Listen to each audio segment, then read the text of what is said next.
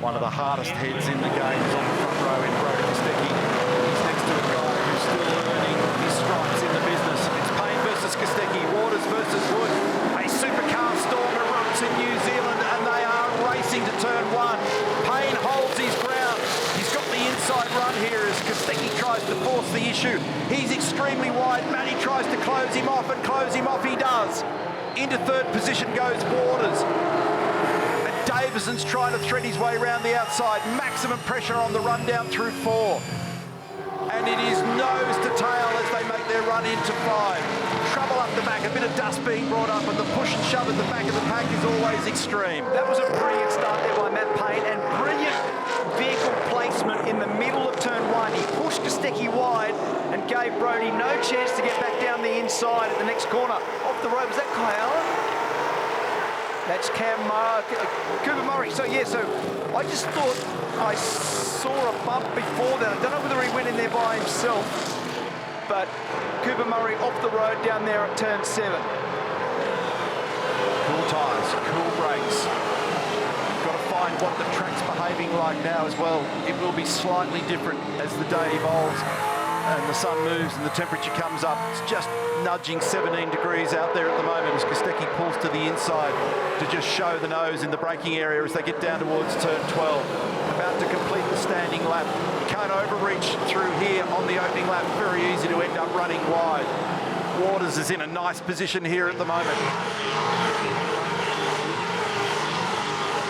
Here's a replay of the start. Nice launch by both the boys on the front row. Brodie's trick here was to try and round him up so that he had the inside running at turn 3. He tried and tried and tried. Payne was onto it too, kept him high and wide, made sure that it was hard work for Brodie and was able to close him off by the time they got down to 2 and 3. Yeah, nice placement. Really good racecraft, presence of mind. And as you can see, that replay there on the left-hand side. Now watch what he does there in the middle, right near the BP Ultimate sign. He just runs him wide out into the dirty stuff, and therefore Brodie had no ability to accelerate down into turn 2. They got off the line really almost exactly the same, weren't they? Well, and listening to that audio in the background, it was a perfect power and torque conversion from Brodie Kostecki, and matching RPM, the amount of clutch slip, and managing the wheel spin was just perfect. Both boys did all but the same thing. Nice work by both of them. That's maximum concentration. They are so laser focused in those first couple of corners. And here's the remnants of what happened in the collision between Hill and Cooper Murray. Cooper ending up continuing, but out wide and into the runoff area.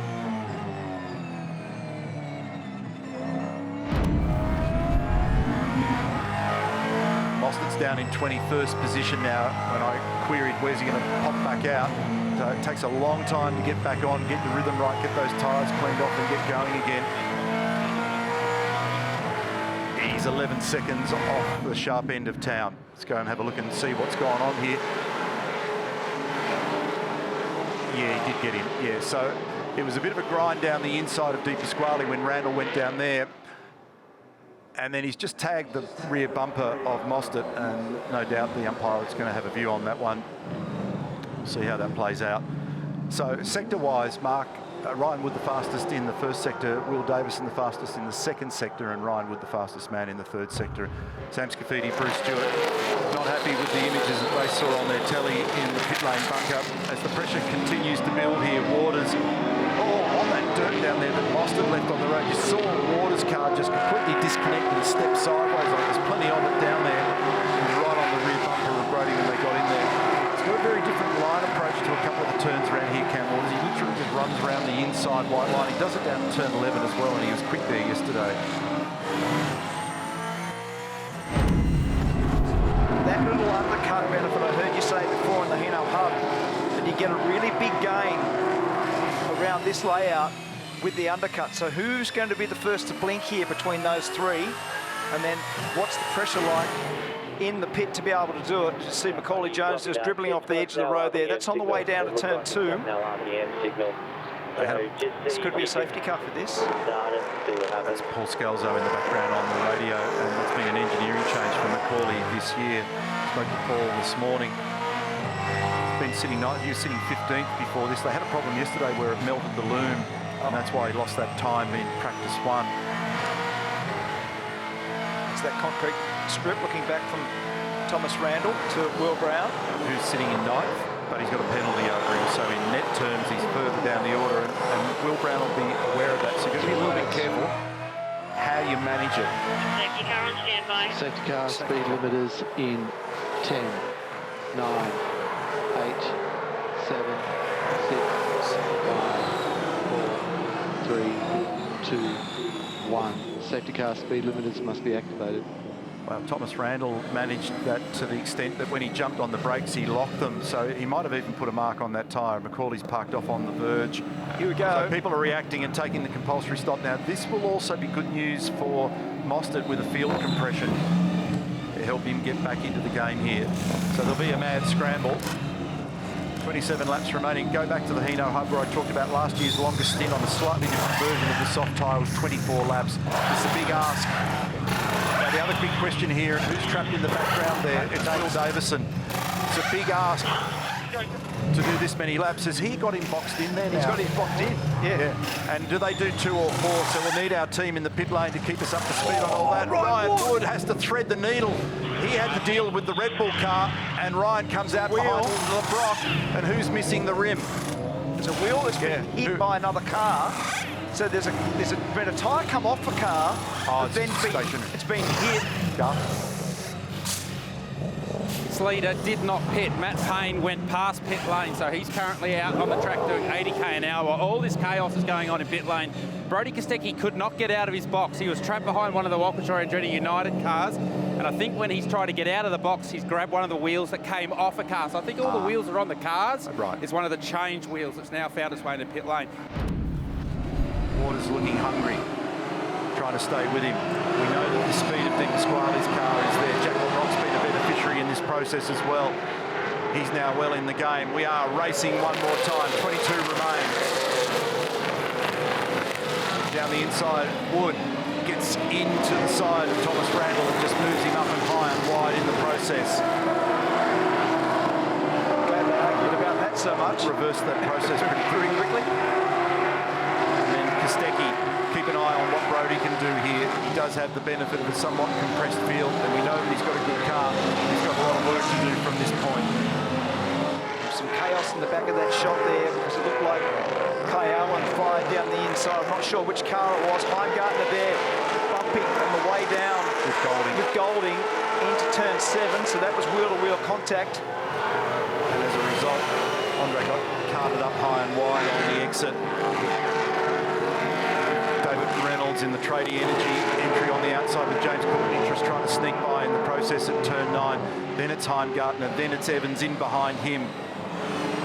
So heaps of shuffling in this mid-pack at the moment. Trying to figure a way around the outside of it all there is Bockvini. And that may have worked for him even. I think it did. Yeah, I think it actually worked quite nicely for him. Not completely closed that deal though. So into the braking area now, coming into turn 12. Is he going to be able to close that off? Yeah, he does.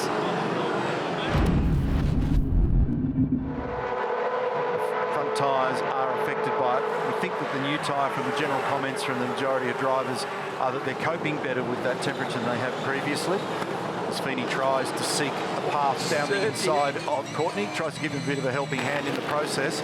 And there's more helping hands down here as well. Everywhere you look, there's some combat, and is he going to hang on to it? No, he's gone. So Thomas Randall rotates, and is he going to be able to get away with it without wearing another car? Thankfully, yes. Yeah, it's good turn. Copy, mate, copy. Understood. Just let us know if those tyres are okay. Yeah. This is very willing out there at the moment, folks. We've seen some wild racing through the course of the 25 season. It's not done. No, it's not done at all. So Forward had to fire down the inside there just to cover Mostert, because Mostert was coming at him. How many cars are in that pack? It's about 8 or 9, isn't there? Yeah. My goodness. We've got 2 laps remaining. Fastest lap of the race belongs to Matt Payne. He's set a new record. Came to the event with Ryan Wood. I mentioned him in the Hino Hub at 27.6. That number now sits at a 27.5. He's got the margin out to nearly 3 seconds now.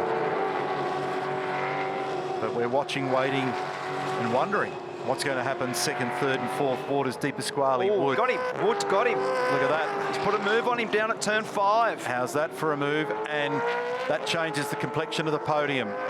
So I just finished saying we were wondering, and he's got it happening. Richard Harris, engineer, one of the new combinations in 2025. And so that displaces De Pasquale, who, if he had continued in the current vein, would have had his third podium in a row at this location, given what he achieved here in 2024. So excellent job. 2 Kiwis on the podium if they stay as they are. And 3 Mustangs, Payne, Waters and Wood from 3 different teams. Brown Kostecki, remembering, and there's no point racing him because Brodie's got a penalty. He's got a 15-second penalty hovering over him, so quite wisely, and will have been informed. No point just carrying on too aggressively with that one, as this little battle between Jack LeBrock and Kai Allen continues. 3,200 metres of racing to go to conclude our 8th race in the championship, the first in New Zealand this weekend. For Matt Payne, he's done and dusted. He's away. But there's a bunch of little stories to unfold at the back of the pack here, and this is one of them. Cam Hill's trying real hard to get Brown late here. Who's got a 15-second penalty as well. Yeah. So again, for Will Brown, no need to engage in combat that's fruitless.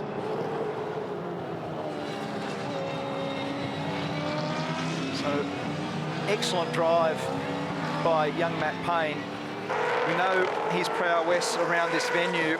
We saw a brilliant performance in qualifying earlier. But for Matt Payne, who at just 22 years of age, beautiful. This is the spot, isn't it? Yeah, this is the replay. We just caught the tail end of it, and he did it nicely. Got the whole car up the inside, and big round of applause, elation inside the garage at Walkinshaw Andretti United for Ryan Wood. As we come back and focus now on our leader out of turn 11 for the final time in the first race at Taupō this weekend. This has been a huge, huge story into the final complex of corners. He resisted all the pressure when he jumped off the line from pole position from Brodie Kostecki. They got their stop affected well, and then in the second phase of the race, he's done something spectacular. New Zealand, how is this for a story? Matt Payne in position number 1, Ryan Wood in position number 3. A dominant podium for the Kiwis. Well done. Cam Waters, the meat in the sandwich, and that is a big moment in the career of Matty Payne. 3rd career win, the first one for him in 2025. We've got Payne, Waters, Wood, De Pasquale, Kostecki, Brown, Hill, remembering that Kostecki and Hill have got penalties to come, followed by LeBrock, Kai Allen and Andre Heimgartner. And so maximum points together with some bonus points also there for Matty Payne. Then James Golding, Will Davison, Davey Reynolds and Chaz Mostert recovering to 14th position from Brock Feeney. Work to come setup-wise on that car from Fullwood, Stanaway, Evans, Percat, Aaron Cameron, James Courtney, who was in the thick of it, from Thomas Randall, Cooper Murray and Macaulay Jones. They had a problem with that car mid-race.